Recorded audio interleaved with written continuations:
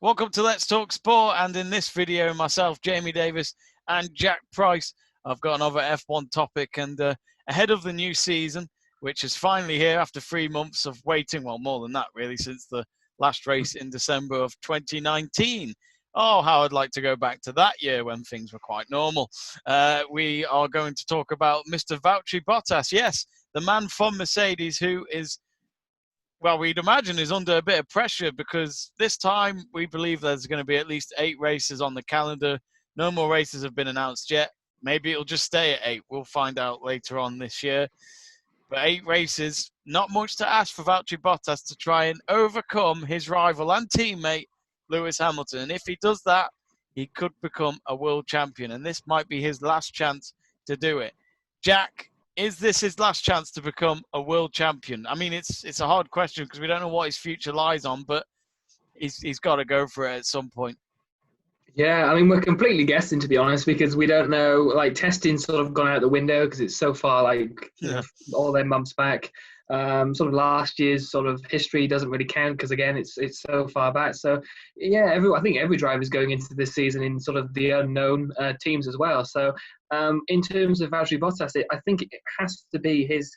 I think even if it's not his last year at Mercedes, which is a little bit surprising if he did sign another contract, but if this is his last year, he's got to go out, you know, fighting for every single race. And I believe if he does that and he sort of sets his mind onto, you know, achieving the highest points as possible, then, you know, he could actually achieve something this season. I think, you know, even though you've got this colossal of a teammate of Lewis Hamilton, who just seems to get championship after championship every year and seems to know how to get the best out of that car, you know, if you can sort of rival him, I'd say like Nico Rosberg did, but I think the rivalry between Rosberg and Hamilton was, I think, more personal than it was professional. Yes. So I think, you know, especially how it turned out in the end. I think the rivalry between Bottas and Hamilton is professional, but we haven't seen it to the level of you know, what we saw between Rosberg and Hamilton. So I think if it can get to that level and stay, you know, classy / professional, then that would be something that we want to see for this year. But I think in terms of Valtteri Bottas, I think he's got the caliber, the caliber and the skill to sort of match Hamilton. It's whether he can do it over a consistent amount of time, which, you know, in the last few years we haven't really seen that. But maybe Bottas needs to be that kind of Nico Rosberg where he, you know, pushes Hamilton a bit here and there, makes him, you know, even little things make him go off the track if they're going for the win. Maybe he needs to be a bit more aggressive and just say to Lewis, look, whatever you think, this is business, my friend. I'm here to be a world champion as well. And sometimes you've got to remind your teammate, you're not going to walk over me just like that. I 100% agree. I think he needs to get the elbows out, as it were, every now and then in a race. I think he sort of needs to show that sort of force and to show that he is a force to be reckoned with. I think I watched the Mexican Grand Prix last year highlights a couple of days ago, and it was Verstappen and Bottas who were sort of fighting each other. I think it was like the first parts of the race. And Verstappen had sort of took him on the inside of the stadium section where you can't really overtake. No. I think in the end he actually got a puncture, but it was the way that Verstappen had overtaken him in that section, and Bottas was sort of so annoyed with that he overtook him on the main start-finish straight. But then when he sort of cut across him again, he sort of swooped in front of him to sort of make a statement that, you know, that's what happens when you try and overtake me. And I was like, that's the sort of the Bottas, the sort of angry Finn that I want to be seeing in every single race, you know, showing that, fighting for each point. You know, it might just be easy to overtake him in the DRS, but if you show that you really want to get them points back, I think that's the Bottas we want to see. I mentioned in another video we did earlier about the US Grand Prix, fighting for, I know Hamilton by that time had actually won the championship. You know, if he stayed in that position, he would have won the championship at the US Grand Prix, but I think it meant more to Bottas to make sure that he actually won that race over Hamilton. So I think Bottas can do it, and I think he has shown that it is possible, but it's the fact that in a long race calendar, we see some races where he finishes 6th or 7th. Maybe that will help this year with the fact that we've only got 8 races so far.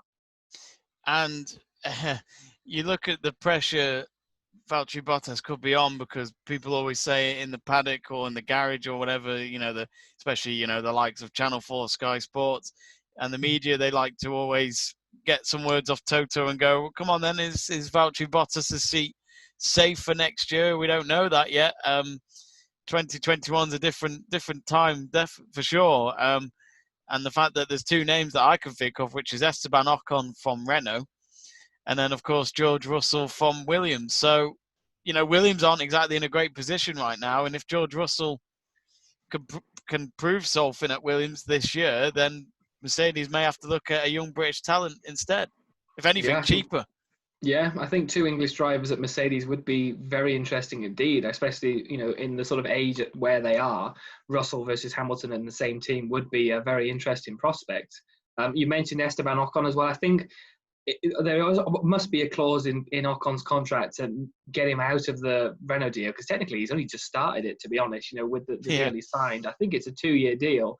But I think that one would be harder for actually Mercedes to get Ocon than Russell, because I think a French driver and a French team, Renault won't want to lose that anytime soon, especially with what's happened with Ricciardo sort of jumping ship and going to McLaren. They need that stabilisation, that stability, and having that French driver in their team is only going to help Renault's cause, I think. So I think Ocon would be more difficult for Mercedes to actually get as a driver.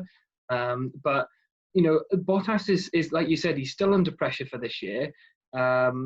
I think he has said that he would like to get the deal done earlier than normal, because I think last year it only got signed the final week before the Belgian Grand Prix or something like that. And he said it put doubts, obviously puts doubts in your minds of the mindset throughout the year.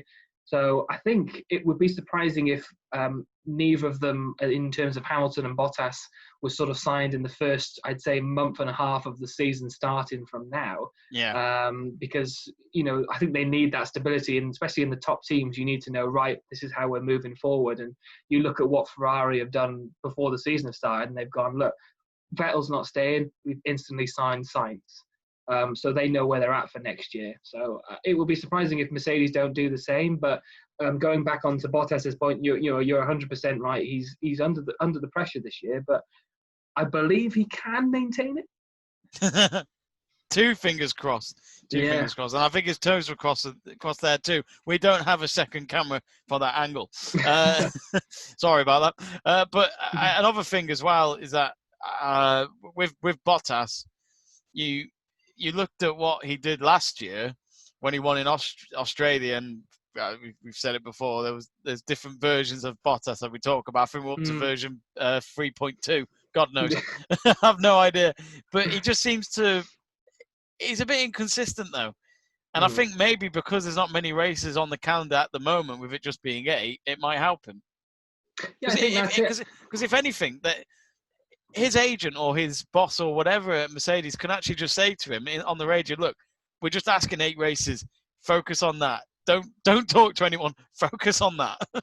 Yeah, no, 100%. I agree with you. I think actually the long race calendar, I think Sergio Perez talked about it a few years ago when he was like, the amount of races we do is too much. I'd agree.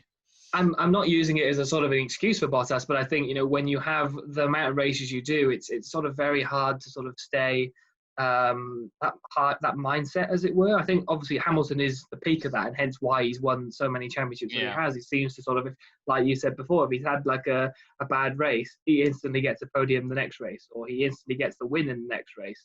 It just seems to sort of happen for Hamilton. And I think the other thing that's hard for Bottas is the fact that if Hamilton has a bad day, so does Bottas, if that makes sense.